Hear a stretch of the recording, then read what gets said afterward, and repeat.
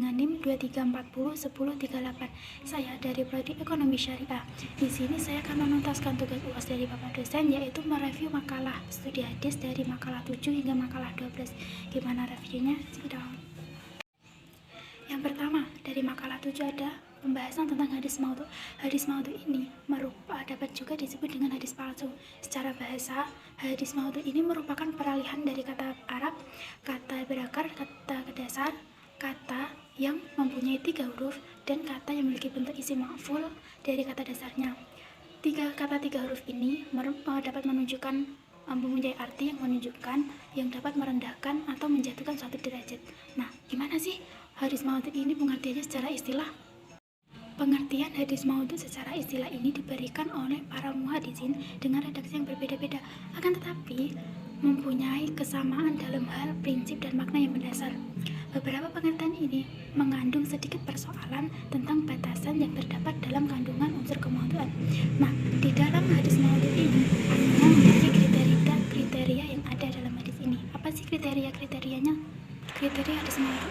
Validitas sebuah hadis dapat dikonfirmasi dari berbagai metode, dari beberapa banyak metode, termasuk analisis terhadap sanad atau rantai sanadnya dan matan atau teks hadisnya. Kriteria ini sangatlah bervariasi, beragam banyak bentuknya, tergantung pada kualitas dan kuantitasnya. Adapun kriteria untuk mengidentifikasi sebuah keaslian hadis melalui sanadnya. Yang pertama, ada ketika ketika kita menemukan atau ada tanda-tanda kepalsuan, baik dari ucapan maupun tingkah laku perawi atau perawi hadis yang telah mengaku adanya pemalsuan. Dan yang kedua, pengakuan tersirat dari perawi hadis palsu yang dapat teridentifikasi ketika kita menemukan sesuatu ketidaksesuaian antara fakta-fakta yang ada. Dan yang ketiga, kejujuran perawi hadis. Dan yang keempat, ada subjektivitas perawi hadis. Nah, dari kejujuran dan subjektivitas ini merupakan suatu hal yang sangat penting dan termasuk ke dalam kriteria mengidentifikasi suatu keaslian hadis melalui sanadnya, termasuk itu. Jadi kejujuran sama subjektivitas perawi itu sangatlah dibutuhkan, sangatlah penting untuk mengidentifikasi sebuah keaslian hadis melalui sanadnya. Selain dari sanadnya, ketidakbenaran sebuah hadis itu dapat kita lihat dari matanya atau teks hadisnya. Adapun ciri-ciri spesifiknya adalah yang pertama, ketidakjelasan redaksi atau ketidakjelasan makna. Yang kedua, setelah kita melakukan penelitian, ternyata kita menemukan ada hadis yang cacat dari ingatan perawi.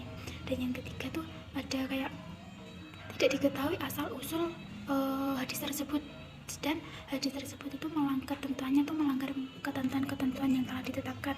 Dan yang terakhir itu ada hadis yang berlawanan pedomannya, yang berlawanan jelas yang terdapat dalam Al-Quran. Jadi hadis ini itu pedomannya itu berlawanan dari yang ada dalam Al-Quran, dari yang sudah ditetapkan dalam Al-Quran. Jadi fix hadis itu termasuk hadis palsu. Ada macam-macam hadis maudhu'. Di sini di dalam makalah disebutkan ada 4 macam-macam hadis maudhu' itu.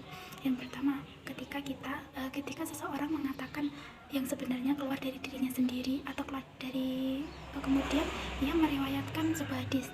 Dan yang kedua, ada seorang mengambil perkataan dari ahli fikih atau dari ulama-ulama terus diriwayatkan menjadi hadis. Dan yang ketiga, ketika seorang melakukan kesalahan, dia tuh meriwayatkan sebuah hadis yang tidak ada unsur kesengajaannya. Dan yang terakhir tuh ada seorang melakukan kesalahan dan memberi hukum maudhu' terhadap suatu hadis secara terbatas. Nah, yang terakhir itu ada latar belakang munculnya hadis maudhu'. Dari mana sih kita tahu ada latar belakang munculnya hadis maudhu' ini? Latar belakang munculnya hadis maudhu' ini adalah sejak masa Nabi dan masa Khulafaur Rasyidin atau sebelum ada konflik antara kelompok pendukung Ali dan Muawiyah. Hadis Nabi masih bersih, masih murni, dan tidak terjadi kesalahpahaman atau peperangan atau pembaruan atau kebohongan seperti masa sekarang ini. Adapun faktor-faktor yang melatar belakangi kejadian ini, yaitu ada yang pertama ada faktor politik, yang kedua ada faktor dendam Islam itu juga termasuk dalam faktor munculnya hadis maudhu. Terus ada fanatisme kabilah, negeri maupun pemimpin. Terus juga ada kosos atau tukang cerita, akhirnya menyebarkan sebuah cerita-cerita yang hoax, yang menurutnya hoax, dan itu memicu adanya hadis maudhu. Terus yang ada mendekatkan dengan kebodohan. Jadi kita seolah-olah diperbodoh oleh sebuah kos untuk agar percaya dengan sebuah perkataan ini, sebuah perilaku ini, sebuah bukti ini, padahal kita tidak tahu apa yang sebenarnya terjadi. Namanya itu mendekatkan dengan kebodohan. Terus ada menjilat massa. Terus yang terakhir ada perbedaan khalifah dan madhab. Nah, itu termasuk unsur atau faktor yang melatar belakangi terjadinya hadis maudhu. Adapun contoh dari hadis maudhu ini, saya berikan satu contoh untuk hadis maudhu ini. Jadi ketika kita sholat dan kita mengangkat tangan pada saat kita rukuk, jadi gini ya, nah itu dianggap sholatnya tidak sah. Itu ada dalam hadis, dan pastinya itu adalah hadis maudhu atau hadis palsu, karena hadis dipalsukan oleh Muhammad bin Uqasyah. Nah di sini maaf saya melihat karena nggak boleh. Artinya itu barang siapa yang mengangkat kedua tangan ketika rukuk maka tidak sah salat baginya. Nah itu gak ada dalam Al-Quran ya kayaknya. Jadi ya mohon maaf kalau salah, nanti bisa kita pilah-pilah lagi mana yang benar, mana hadis maudhu, mana hadis yang asli, mana hadis yang benar-benar kita yakini gitu ya. Untuk makalah kelompok 7 selesai, dan kita lanjut untuk makalah ke-8. Yang kedua, ada kelompok 8 yang mengusung tema sejarah Imam Al-Hadis dan karya-karyanya. Karya-karyanya Imam Ahli Hadis. Yuk kita lihat. Ada sejarah Imam Al-Bukhari dan karya-karyanya. Siapa sih sejarah Imam Al-Bukhari itu? Imam Al-Bukhari memiliki nama lengkap yaitu Abu Abdillah Muhammad bin Ismail bin Ibrahim bin Al-Mughirah bin Barizah dan bin Barizah Al-Jufi. Panjangnya namanya. Beliau dilahirkan di Bukhara pada hari ke-13 bulan Syawal 1904 Hijriah atau 21 Juli 810 Masehi. Siang hari setelah salat Jumat ditunaikan, beliau lahir. Selain ayahnya dikenal sebagai seorang yang berilmu, juga sebagai ahli wara atau menghindari diri dari hal yang bersifat syubhat dan atau tidak jelas mengenai apapun atau yang mengharamnya, dan menjaga ketakwaan. Imam Bukhari mulai mempelajari hadis ketika usianya kurang lebih dari 10 tahun. Beliau melakukan pengembalian ke Bagh, Naisabur, Rai, Baghdad, Basra, Kufah, Makkah, Mesir, dan Syam. Adapun karya-karyanya dari Imam Al-Bukhari ini adalah yang paling terkenal di antaranya adalah kitab Sahih Al-Bukhari. Jumlah hadis yang diriwayatkan oleh Imam Al-Bukhari, Nawawi Yusam dalam bukunya 9 kitab untuk 9 kitab induk hadis menyebutkan bahwa dalam perawatan Imam Al-Bukhari ke negeri dan berguru dengan para gurunya di berbagai negeri, beliau berhasil menghimpun hadis sebanyak 600.000 buah hadis. 300.000 buah diantaranya berhasil dihafalkan, terdiri dari 200.000 hadis yang tidak sahih dan 100.000 hadis sahih. Diriwayatkan bahwa Sahih Al-Bukhari berjumlah 4.000 hadis tanpa pengulangan. Hanya saja dalam ungkapan ini menurut mereka telah mencakup asar sahabat dan tabi'in, dan terkadang suatu hadis ini diriwayatkan dengan 2 sanad dihitung dari 2 hadis. Dan yang kedua ada sejarah Imam Nasai. Imam Nasai ini imam yang bernama lengkap Ahmad bin Syuaib bin Ali bin Sinan bin Bakar bin Dinar, diberi gelar dengan Abu Abdurrahman An-Nasai. Dilahirkan pada tahun 215 Hijriah di kota Nasa yang termasuk wilayah Khorasan. Ketika usianya 15 tahun, beliau mengadakan perjalanan ke daerah Hijaz, Irak, Syam, Mesir, dan daerah-daerah ini yang masih berada di Jazirah Arab untuk mendengarkan dan mempelajari hadis Nabi dari ulama-ulama yang beliau kunjungi. Imam An-Nasai dikenal sebagai ulama hadis yang teliti. Terdapat hadis dan beberapa rawi ini terbukti dalam menetapkan kriteria sebuah hadis yang dapat diterima atau ditolak sangat tinggi. Karya-karya Imam Nasai ini mempunyai beberapa buku karangan. Dapat disebut diantaranya adalah sebagai Sunan Al-Kubra, Hajjaj,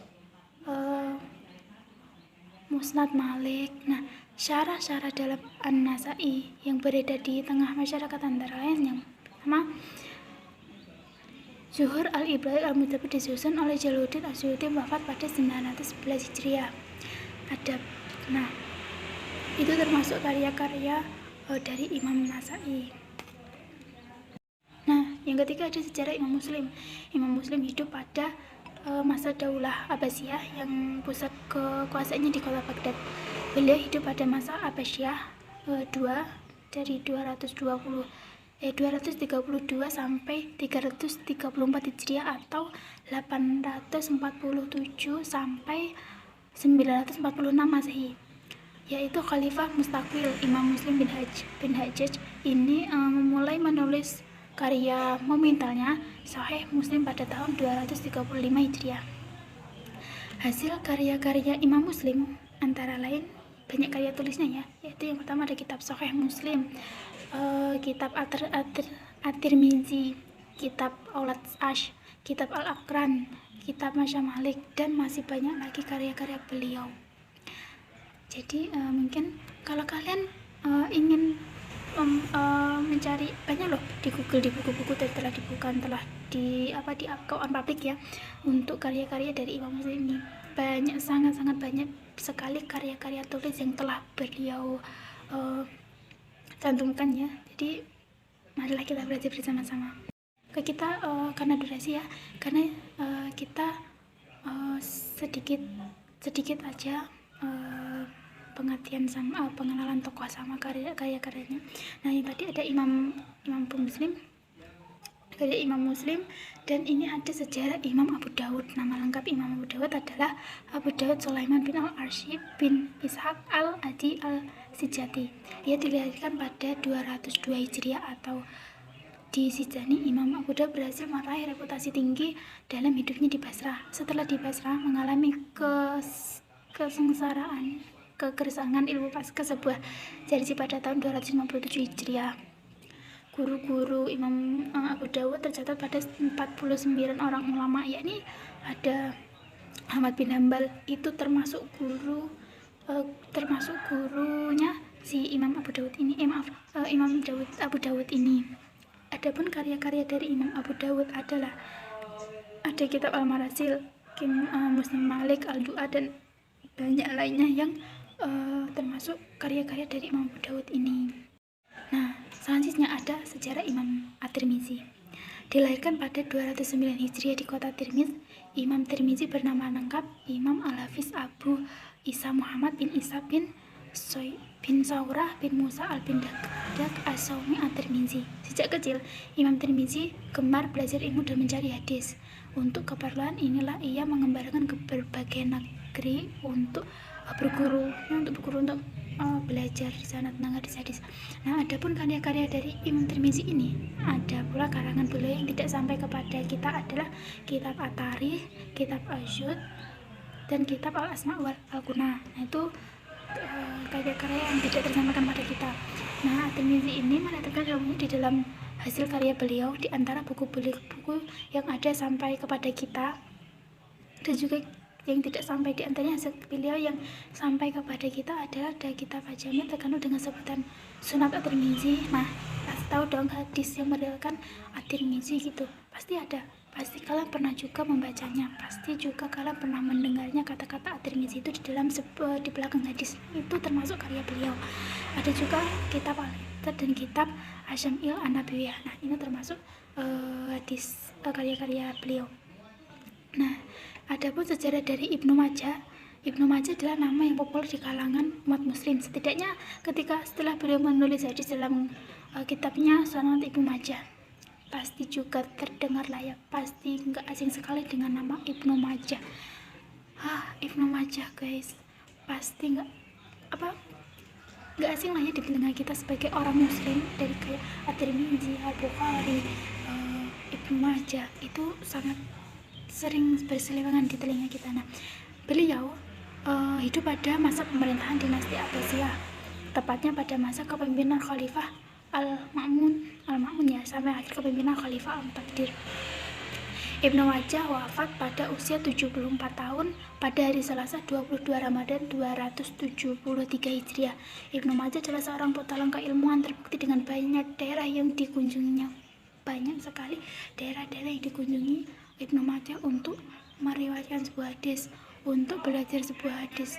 Dari saking banyaknya kota-kota atau wilayah-wilayah yang didatangi, maka beliau diberi julukan petualang keilmuan yang sangat-sangat tinggi dan terbukti tadi. Adapun karya-karya Ibnu Majah itu adalah banyak karya tulis yang dihasilkan dari Ibnu Majah. Jumlahnya tidak kurang dari 32 buah. Temanya pun beragam, meliputi tafsir, tarikh, atau sejarah fikih dan hadis. Nah, kayak Ibnu Majah mengenal tafsirnya ini tafsir Al-Quran Al-Karim. Agaknya kurang terkenal di perkiraan kitab ini, hilang dalam bentuk maskub atau tulisan tangan. Adapun kayak Ibnu Majah tentang sejarah tarikh, yakni Tarikh Al-Khulafa, diduga kuat masih ada. Salah satu kitabnya yang paling terkenal adalah Sunan Ibnu Majah. Wow, perlu kita apresiasi, perlu kita pelajari, karena riwayat hadis itu sekarang sudah banyak yang meninggal, banyak yang wafat. Sekarang banyak perawi-perawi hadis palsu yang menyesatkan kita, dan kita pandai-pandai aja ya. Yang selanjutnya ada makalah ke-9. Tentang apa ya makalah ke-9 ini? Ya. Makalah yang ke-9 ini tentang asbabul wurud. Asbabul wurud. Apa ya asbabul wurud? Dalam konteks historis, baik berupa peristiwa-peristiwa atau pertanyaan atau lainnya yang terjadi pada satu hadis itu, disampaikan oleh Nabi Muhammad SAW, berfungsi sebagai pisau analisis untuk menentukan apakah hadis itu bersifat umum atau khusus, mutlak atau muqayyad, dan nas atau mansukhs, dan lain sebagainya. Jadi mengetahui asbabul wurud bukanlah tujuan, melainkan hanya sebagai sarana kita untuk memperoleh ketetapan makna dalam memahami moral suatu hadis tersebut. Adapun macam-macam asbabul wurud, yaitu ada menurut As-Suyuti ya, asbabul wurud dapat dikategorikan menjadi 3 macam, yaitu yang pertama ada sebab yang berupa ayat Al-Quran, sebab yang berupa hadis itu sendiri, dan yang ketiga sebab yang suatu yang berkaitan dengan para pendengar di kalangan mereka atau sahabat, di kalangan sahabat. Nah, contoh dari asbabul wurud ini yaitu adalah gini, dari Abu Hurairah radhiyallahu anhu berkata, Rasulullah SAW bersabda, sesungguhnya aku benar-benar melihat dari alat belakangku sebagaimana aku melihat dari depan. Hadis riwayat Muslim, kitab as-sholat. Asbabul wurud, sebab munculnya sabda Nabi tersebut. Nabi SAW sholat pada suatu hari, lalu beliau pergi, maka beliau SAW bersabda, wahai fulan, kenapa engkau tidak membaguskan sholatmu? Apakah seorang ketika hendak sholat tidak memperhatikan bagaimana sholatnya? Ketika sesungguhnya dia sholat untuk dirinya sendiri, sungguh aku benar-benar melihat ke arah belakangku. Itu termasuk contoh dari asbabul wurud. Jadi asbabul wurud menurut saya, asbabul wurud itu kayak sebuah, bukan patokan, bukan pedoman, sama seperti Ka'bah. Asbabul wurud itu sama seperti Ka'bah. Ka'bah ini bukan sebagai arah kita menentukan sholat, bukan. Kiblat kan di sini ya, ini kiblat. Kalau kita dari arah sana, kiblatnya kita di mana? Kalau kita arah sini, kiblatnya kita di mana? Nah, setiap orang yang berbeda arah, setiap orang yang berbeda wilayah, arah kiblatnya tuh nggak sama. Ketika Anda di pesawat sholat, ada yang madhep ke sini, ada yang madhep ke sana, ada yang madhep ke sana. Itu asbabul wurud seperti itu. Jadi untuk Ka'bah sebagai penanda sholat saja, bukan sebagai kayak kamu tuh sholat ke Ka'bah, bukan. kamu tuh sholat tuh menghadap Ka'bah, bukan karena Ka'bah itu hanya penanda arah kiblat aja. Ka'bah itu cuman dibuat sebagai bukan patokan ya, kayak ini loh kiblatmu tuh di sini. Jadi kalau dari arah sana tuh kiblatnya tuh harus menghadap ke kiblat sini, kalau dari arah sana kiblatnya di sini gitu. Jadi ashabul urud itu adalah sebuah sarana untuk kita mengetahui suatu makna hadis tersebut, bukan tujuan untuk mengetahui bukan tujuan untuk bukan tujuan untuk pokoknya hadis urut itu bukan sebagai tujuan, untuk kayak Hasbabul Wurudnya tuh gini, itu bukan. Karena Hasbabul Wurud itu cuman sarana itu kayak alat kita untuk memperoleh ketetapan makna. Nah itu cuma sarana, bukan tujuan, bukan patokan juga. Sarana itu bedanya sarana, tujuan sama patokan. Tujuan kan bisa sama patokannya. Kalau sarana itu kayak alat kita, alat bantu kita untuk menentukan suatu itu tersebut. Lanjut ke makalah ke-10. Makalah ke-10 ini mengusung tema proses transmisi hadis tahammul wal ada. Pengertian tahammul wal ada ini merupakan suatu proses periwayatan hadis, baik menerima atau menyampaikan, dengan sengaja dilakukan oleh para periwayat secara ilmiah dengan menggunakan teori dan metode tertentu demi terpilihnya hadis, bukan yang spontanitas secara tidak sengaja dan bukan tradisi semata. Perbedaan tahammul wal ada yaitu ada tahammul sama wal ada. Tahammul itu merupakan menerima sebuah hadis dari para syekh atau ulama, baik dengan cara membaca atau mendengarkan. Sedangkan wal ada merupakan mengajarkan atau meriwayatkan hadis seorang guru atau ulama kepada muridnya. Jadi kalau tahammul itu kita mendengar atau membaca, berarti kita dapat. Nah kalau ada itu ada mengajarkan atau meriwayatkan. Jadi kita sebagai guru kita, kalau tahammul kan kayak kita jadi muridnya. Nah ada itu adalah gurunya, jadi ada yang meriwayatkan atau memberikan sebuah atau meriwayatkan hadis tersebut. Sedangkan tahammul itu menerima, kita membaca atau mendengar gitu. Terus ada perbedaan tahammul wal ada. Lanjut ya ke slide kedua, itu adalah tahammul itu menerima. Nah apa yang saya katakan tadi, tahammul itu kita menerima, penerima harus David umur minimal sudah 5 tahun. Jadi kalau sudah 5 tahun kita sudah membedakan mana yang benar, mana yang salah. Terus ada juga berakal sempurna, sehat fisik maupun mental. Jadi balik ya, bukan balik. Jadi kita itu nggak gila, kita sedang otak kita dapat berpikir dengan jernih. Yang ada itu Isam, balik, dan adil itu. Jadi kalau nggak Isam kita nggak bisa meriwayatkan hadis. Kalau nggak balik, masa kalian mau percaya sama periwayat hadis umur 5 tahun? Kan enggak, kan kalau di logika tuh umur segitu tuh baiknya tuh menerima, bukan meriwayatkan tuh. Terus tahammul lebih menerima hadis dari orang-orang yang sudah paham hadis dari zaman dahulu. Kalau ada itu berfokus pada penyampaian dari seorang guru kepada murid. Jadi kalau tahammul itu kita sudah mendengar atau membaca riwayatan hadis sudah yang tinggi ya, maksudnya yang ulama atau saya besar yang sudah tahu pada zaman dahulu, sudah benar-benar dapat dipercaya ya. Nah kalau al-ada itu seperti guru kita di TPG, nah itu ada, jadi yang sudah paham saja dan bertugas untuk menyampaikan kepada orang awam atau murid-muridnya. Contoh-contoh tahammul wal ada itu ada al-sama bin lafaz asyai, al-sama atau mendengar, terus juga al-mukatabah menulis kayak gitu ya. Urgensi pada ini, jika sebuah sanad baru dikatakan bersambung apabila memenuhi kriteria berikut. Yang pertama ada aliqa, yaitu adanya pertemuan langsung antara satu periwayat dan periwayat berikutnya, yang ditandai dengan adanya sebuah aksi pertemuan antara murid dan guru serta mendengar secara langsung hadis dari gurunya. Dan yang kedua ada al-mu'asyarah, yaitu bahwa sanad diklaim bersambung apabila terjadi persamaan masa hidup antara seorang guru dan muridnya.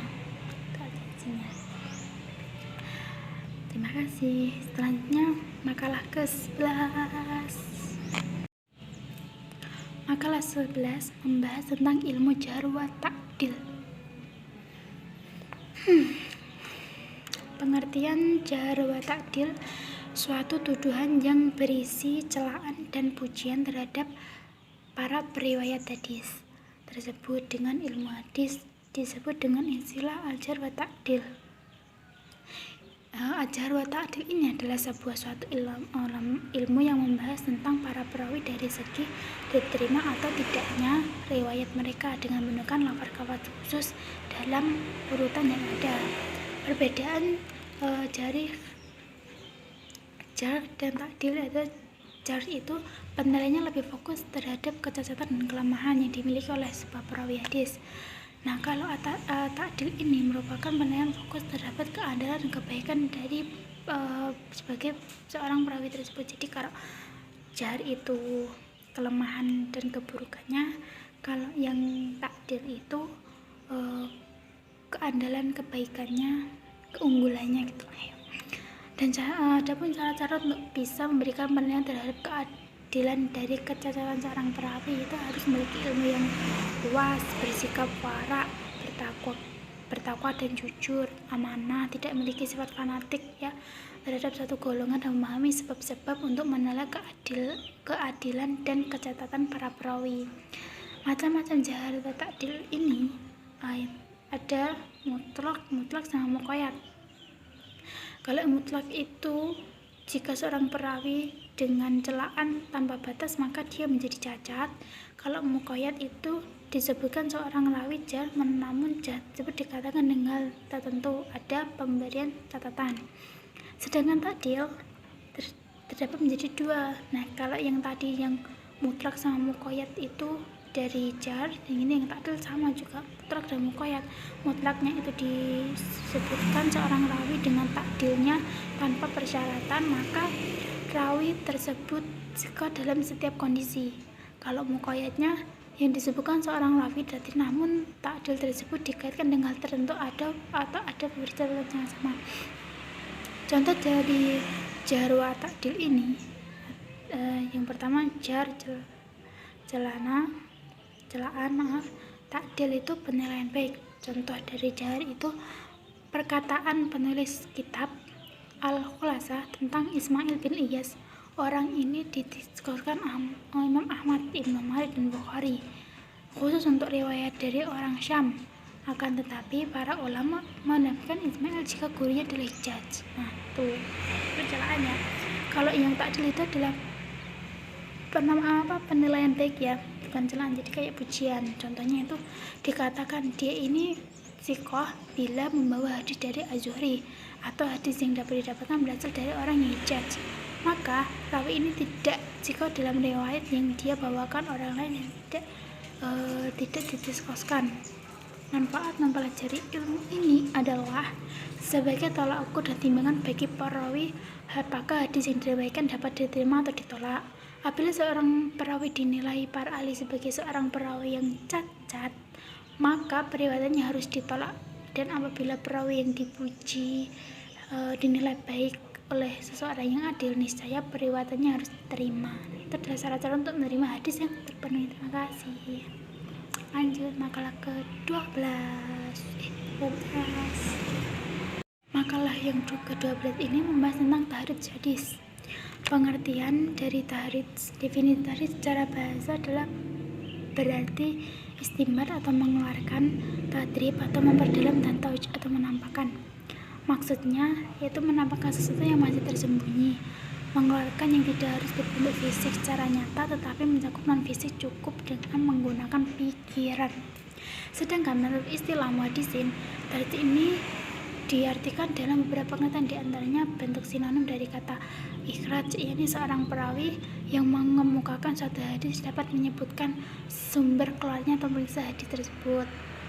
Langkah-langkah tahrid hadis yang pertama ada at-tawsik, adalah langkah besar pertama dalam penelitian tahrid. Dia bertujuan untuk mengetahui tempat-tempat hadis pada kitab-kitab al-majid dan al-hisah. Yang kedua ada at-tashyih. Pada penelitian ini mahasiswa atau pengkaji hadis menentukan hasil penelitiannya sendiri, menentukan kualitas hadis apabila dia sahih, hasan atau dhaif. Nah, yang ketiga ada darajah hadis, adalah langkah besar ketiga yang dilakukan pada penelitian tahrid. Langkah ini merupakan langkah lanjutan dari langkah pertama dan langkah kedua. Pada langkah ini disimpulkan hasil penelitian tahrid dan sekaligus kualitas, kuantitas, dan sumber. Segi kualitas menentukan sahih, hasan, ataupun dhaif. Kuantitas menentukan mutawatir atau ahad sebagai sumber penolakan mewafaqkan marju'nya. Metode tahrid hadis ini yang pertama ada tahrid mengetahui rawi tersahabat atau banten kitab musnad mujab dan ataf. Yang B, tahrid dengan mengetahui salah kalimat matan hadis, bentuknya kitab mujam, fihris, dan lain-lain.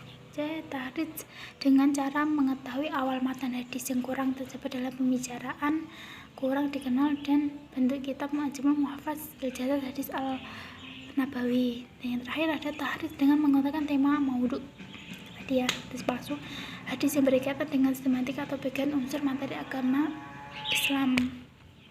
Adapun metode tahrid yaitu ada metode tahrid aneka melalui pengetahuan tentang nama sahabat perawi, dan yang kedua metode tahrid al-nakal melalui pengetahuan salah satu lafaz hadis, terus melalui awal dari matan hadis. Terus metode tahrid melalui pengetahuan tentang sifat khusus atau sanad hadis tersebut. Hadis itu metode tahrid an-nakal melalui pengetahuan tema hadis.